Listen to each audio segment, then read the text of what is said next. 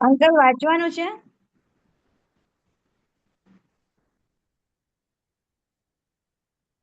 Unmute કરજો રજનીભાઈ સાહેબ, આપનું સંભળાતું નથી.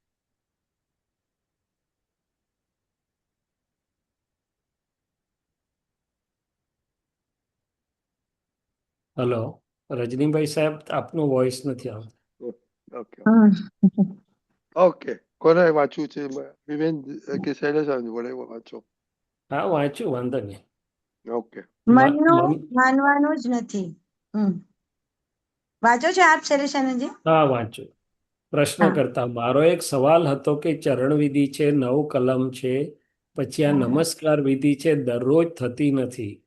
આમ દાદા નિરંતર યાદ રહે છે અને આજ્ઞામાં રહેવાની ભાવના રહે, બધું રહે. પણ આ બધું દરરોજ નથી થતું. કોક વાર થાય ને કોક વાર નાય થાય, તો શું કરવું? દાદાશ્રી, થાય ના થાય એનો સવાલ જ નથી. આ કરવું જોઈએ એનો અર્થ એ કે મન બીજે નવરું પડ્યું એટલે આમાં ઘાલવું. અને ધંધામાં હોય પછી વાંધો નહીં. આ તો ધંધામાં ના હોય ને પછી નવરું પડ્યું હોય તો મનને નવરું ના રહેવા દેવું. અને ખાસ કરવા જેવું શું છે? પેલી જે આત્માની ચરણ વિધિ છે ને, એ એકલી કરવા જેવી છે. ના બને તો દાદાની માફી માગી લેવાની, તો આપણો ગુનો નહીં કોઈ જાતનો. પ્રશ્ન કરતા આમ અંદરથી આમ જાગૃત થાય કે ચાલો ચરણ વિધિ શરૂ કરીએ. પાછું અંદરથી એવું પણ બતાડે કે અડધા કલાક પછી. દાદાશ્રી, એ બતાવનાર આપણા પક્ષનો ન હોય, એ વિરોધ પક્ષના છે બધા. આપણા પક્ષનું કોણ એ ઓળખવું જોઈએ ને. આપણે કરવું હોય ત્યાં આડું કરવા જાય એટલે જાણવું કે વિરોધ પક્ષનો આવ્યો. અંદર પેસવા નહીં દેવાનો, ગેટ આઉટ કહીએ. નીચે બોલો, આવતું કશું. થોડું ડિસ્કશન કરો. અચ્છા, એટલે દાદાજી આ જ કહે છે કે મનમાં જે અવળું બતાડનારો ભાગ છે ને, ધ્યેય પ્રમાણે ના હોય પણ અવળું બતાડનાર હોય, તો આપણે ત્યાં તરત જાગૃત થઈ જઈએ કે ભાઈ આ આપણા પક્ષનું નથી. અંદર તો બધી જાતનું બોલનારા હશે. સવળું બોલનાર હોય ને અવળું બોલનાર પણ હોય. એટલે કે છે કે એને તરત ગેટ આઉટ કહીએ એમ. હવે એ આ બધું પૂતગલે બધું સમજે છે. આપણે જો અંદરથી પ્રજ્ઞાના પક્ષમાં કહીએ ને કે નહીં ભાઈ ગેટ આઉટ, આવું નહીં ચાલે, એ બંધ થઈ જાય પાછું. શું થઈ જાય? એટલે પણ આપણને જ ગલગલિયા થાય છે ને એનું સાંભળવાનું. હા, કઈ વાંધો નહીં, કાલે કરીશું. આટલા દિવસથી તો રોજ કરીએ જ છે ને. એટલે પછી પતી ગયું. એટલે પછી મન બી સમજી જાય કે આ ઘરે પોલ હારી ચાલે છે. એટલે મનનો સ્વભાવ કેવો છે કે એક વાર જો પોલ મારીને તો ગુણાકાર થાય. શું થાય? એટલે પ્રશ્ન કરતા કે છે કોણ બતાવતું હશે? મન બતાવતું હશે.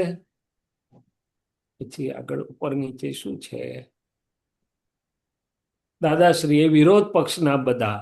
મનનું તો કશું આપણે માનવાનું જ નથી. મનના કહ્યા પ્રમાણે શરીર ચાલે તો અંદરથી લૂંટાઈ જાય. પછી એ આપણે નહીં લેવાનું ને જગત આખું એના પર ચાલે છે. મનના કહ્યા પ્રમાણે ચાલે છે. અને આ મોક્ષ માર્ગ એટલે દાદાની આજ્ઞા પ્રમાણે ચાલવાનું. આ બહુ મોટું એક થર્મોમીટર આપતું કે ભાઈ આખું જગત તો મનના પ્રમાણે જ ચાલતા હોય. જ્યારે આમાં આપણે મનના કહ્યા પ્રમાણે નહીં, પણ દાદાના આજ્ઞા એટલે કે આજ્ઞા ધર્મ કે જ્ઞાન પ્રમાણે ચાલીએ છે. અને મનને કાં તો જ્ઞાતા દ્રષ્ટા તરીકે જોઈએ છે, કાં તો જ્ઞાનથી એને સમજાવીએ છે. અને આ જ વસ્તુ અમને દાદા ભગવાને પોતે પણ કહેલી કે આખો દિવસમાં તમારે ફાઇલ ના હોય ને મન અંતસ્કરણ નવરું પડે તો એને નવરું ના રહેવા દેતા, નહીં તો બીજા મચ્છરા પેસી જશે. એટલે એને કઈ ને કઈ ઉપયોગમાં નાખી દેજો. આ 9 કલમ, ચરણ વિધિ, પદો, બીજું ત્રીજું જે કંઈ પણ. તો પછી બહાર ધર્મ ધ્યાન રહે ને અંદર શુક્લ ધ્યાન રહે. હવે આ મનનું વિજ્ઞાન બહુ સમજવા જેવું છે. એક તો આ નવરું ના રહેવા દઈને એને ઉપયોગમાં રાખવાની વાત કરી જ્યારે ફાઇલ અંતસ્કરણમાં. બીજી વાત, મનનો સ્વભાવ કેવો છે કે સંયમમાં જાય તો ગુણાકારમાં વધે. એટલે એને જો નવરાશના સમયમાં આપણે ઉપયોગમાં રાખ્યું અને સારું શક્તિને વગેરે મંગાવી તો પછી એ બાજુ પણ ઝડપથી વધે. એટલે પોઝિટિવ તરફ પણ જાય. અને જો ઢીલું મૂક્યું ને અસંયમ થયો અને કંઈક અવળું અંદર આવ્યું તો પડે પણ ખરા. અંતસ્કરણમાં અવળું પણ પાછું એ ચાલ કરે. એટલે હમ ચેતીને ચાલવા જેવું છે. એટલે દાદા ભગવાન ઘણીવાર કહેતા કે અમને વસ્તુની કિંમત નથી, અમારું અનંત અવતારથી કેળવાયેલું મન બગડી ના જાય એની હમ અમને બહુ કિંમત છે. એટલે તો કહેતા હમ હતા કે મફત એટલે સૌથી મોંઘું. અને આપણે બધાને કેવું છે કે હમ ફ્રીમાં મળ્યું હોય તો હાસ, આજે તો લોટરી લાગી કહેશે. શું લાગે? હા એ કોણ હા, બોલે છે? તો કે મન બોલે છે. મન હવે બોલે છે. લોટરી લાગી એ મનનો રિલેટિવ સંસારનો લાલચવાળો સ્વભાવ છે. અને જ્ઞાન Right. શું કે છે કે અલ્યા ફસાયો. શું થયું? હમ મન હમ ઢીલું પડ્યું, મન લપટું પડ્યું, ચારિત્રની મૂડી વેચાઈ ગઈ. અને તારું પુણ્ય ખર્ચાયું હોય તો ઠીક, પણ મન નબળું પડી ગયું એ બહુ મોટું નુકસાન. શું થાય? હા, એટલે દાદા એ કે છે, મોટું નુકસાન. એટલે દાદા ભગવાને તમે જોયું હોય તો આખી જિંદગી લોકોએ ઘણું આપવાનો પ્રયત્ન કર્યો દાદા ભગવાને પ્રેમથી. હમ પણ દાદાએ કોઈનું કશું જ સ્વીકાર્યું નહીં. ચાર હમ જોડી પોતાના કપડાં ભલા અને પોતાનું કમાયેલું ભલું, અને હમ કોઈ બહુ એ કરે તો લે, વિધિ કરીને પાછું આપી દે. એ શું કર્યું દાદાએ? તો કે હમ કેળવાયેલું મન બગડવા દીધું નહીં. શું કર્યું? રાઈટ. મન કેળવાયેલું બગડવા મન દીધું, બગડવા કેળવાયેલું દીધું મન નહીં. બગડવા દીધું નહીં. હા.